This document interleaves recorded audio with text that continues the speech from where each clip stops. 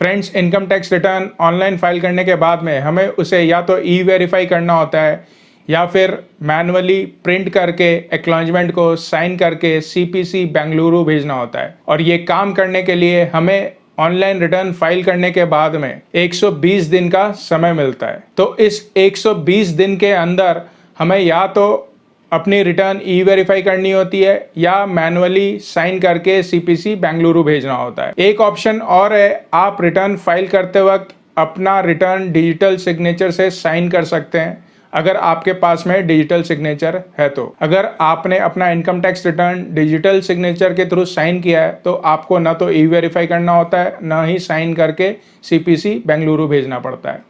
पर ये option return file करते वक्त ही मिलता है, बाद में आप डिजिटल सिग्नेचर नहीं लगा सकते हो। और फ्रेंड्स, अगर ये 120 दिन का समय निकल जाता है तो आपने जो अपना income tax return online file किया हुआ होता है वो नियम के अनुसार इनवैलिड हो जाता है। और इनवैलिड रिटर्न का मतलब है कि आपने अपना रिटर्न फाइल ही नहीं किया है। फ्रेंड्स, अभी एक बहुत ही अच्छा ऑप्शन सीबीडीटी ने दिया है। Central board of direct taxes ने पिछले 5 साल की आईटीआर इनकम टैक्स रिटर्न को ई वेरीफाई करने का एक मौका लोगों को फिर से दिया है। तो अगर आपकी इनकम टैक्स रिटर्न अभी भी ई वेरीफाई नहीं हो पाई है या आपने उसको साइन करके बेंगलुरु नहीं भेजा है, असेसमेंट ईयर 15-16, 16-17, 17-18, 18-19 और 19-20, तो आप इन 5 साल की इनकम टैक्स रिटर्न की एक्नॉलेजमेंट या तो ई वेरीफाई कर सकते हो या फिर साइन करके आप उनको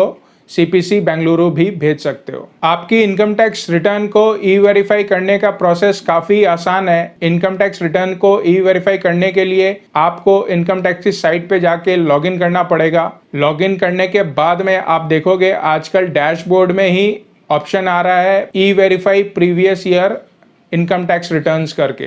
तो आप उस पर क्लिक करिए। अगर आपकी इन 5 सालों में से कोई भी रिटर्न पेंडिंग है ई वेरिफिकेशन के लिए तो वो वहाँ पे शो करेगा और आप उसको ई वेरीफाई कर सकते हैं। तो आप सभी लोगों से रिक्वेस्ट करूंगा, एक बार लॉगिन करके जरूर चेक कर लीजिए कहीं आपकी कोई पुरानी रिटर्न इनवैलिड तो नहीं हुई है। अगर हुई है तो आपके पास में एक मौका है, आप उसको ई वेरीफाई जल्दी से जल्दी कर दीजिए। अब ई वेरीफाई करने के भी कई अलग अलग तरीके हैं जिनमें आधार ओटीपी सबसे आसान तरीका है। अगर आपके आधार पे ओटीपी आता है तो आप बड़ी आसानी से अपना इनकम टैक्स रिटर्न ई वेरीफाई कर सकते हैं गेट आधार ओटीपी के थ्रू। आपको सिर्फ इस लिंक को क्लिक करना है। क्लिक करते ही आपके मोबाइल पे एक ओटीपी आएगा, वो ओटीपी वहां पे डाल दीजिए और आपकी रिटर्न ई वेरीफाई हो जाएगी। दूसरा ऑप्शन अपने इनकम टैक्स रिटर्न को ई वेरीफाई करने का है। अपने नेट बैंकिंग में लॉगिन करके आपको ई फाइलिंग वेबसाइट का एक लिंक मिलेगा आपके नेट बैंकिंग के अंदर में, वहां से आप अपने इनकम टैक्स रिटर्न को ई वेरीफाई कर सकते हैं। फिर एक ऑप्शन है EVC through bank account number.